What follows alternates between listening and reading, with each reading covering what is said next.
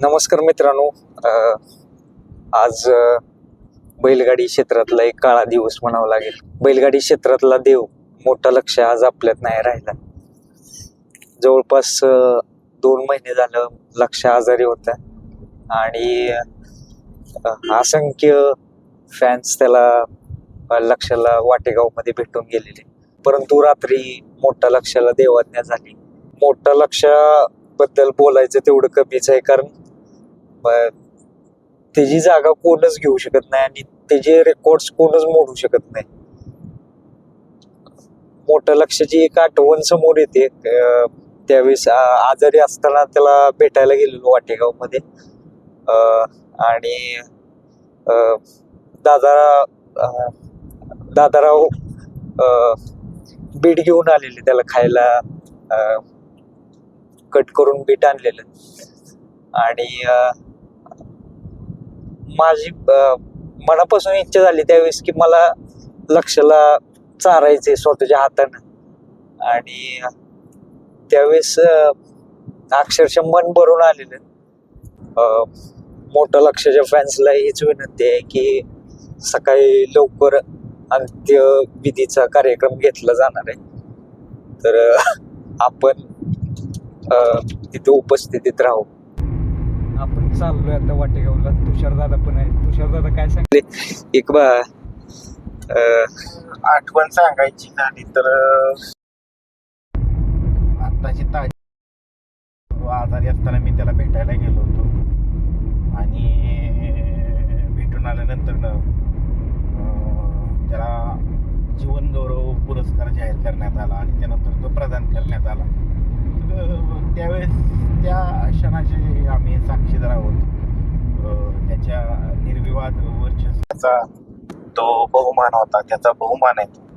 आणि आजपर्यंत असा एवढा मोठा सन्मान कोणत्याही नदीला आजपर्यंत बहाल करण्यात आला नव्हता. तो अखिल भारतीय बैलगाडी संघटनेच्या वतीनं पहिल्यांदाच प्रथम तो बहाल करण्यात आला. म्हणजे जीवन गौरव म्हणजे फार मोठं कर्तृत्व आणि फार मोठं इतिहास घडवून ठेवलेला आहे त्याने. त्याच्या मी मगाशी कार्यक्रम एक आठवून घरी बसलो होतो. हा व्हिडिओ मी एडिट करत बसलो आणि व्हिडिओ एडिट करत बसल्यानंतर मी ग्रुपला एक मेसेज पडला. आपल्या बैलगाडीच्या बरेचसे ग्रुप आहेत ते एकदम धडधड एकदम मेसेज पडायला लागले. आणि मला एक पुरंदरमधले एक बैलगाडी मालक आहे, त्यांचा एक मेसेज आला की काय कुठं आहे. तर साधारणतः त्यांचा मेसेज 1 वाजता होता. म्हणजे एवढं रात्री काय जर थोडंसं बघावं म्हटलं तर मी बघितलं आणि परत त्यांचं ते ओपन करतो, परत वरती मेसेज पडला की वाटेगावला कधी जाणार. वाटेगावला कधी जाणार आहे हे वरती मी ज्यावेळेस वाचलं त्यावेळेस मात्र म्हणजे हेच झालं. म्हणजे लक्षात येऊ लागलं की असं असं. नंतर बाकीचे ग्रुप ओपन केले तर मग त्याची शहानिशा. त्यानंतर गणेश तांबेंना फोन झाला.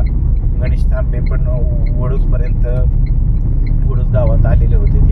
त्यांना पण माहिती भेटली होती. ते पण व्हिडिओ बनवत होते. पहिल्यांदा ज्यावेळेस पोस्ट अशी पाहिली की विश्वास बसला नाही. त्यानंतर कसं होतं, एवढ्या मध्यरात्रीच्या वेळेस कुणालाही सडनली फोन करणं हे योग्य नाही. त्यानंतर थोडंसं खात्री करत मग अमोल पहिलवानांचा माझ्याकडे नंबर होता.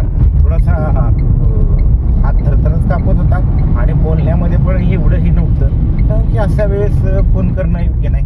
त्यांनी उचलला. त्यांनी सांगितलं की मी त्यांना म्हटलं दादा अशी वार्ता आम्हाला पोचलेली आहे, ती खरी आहे का? तर त्यांनी सांगितलं हो खरी आहे.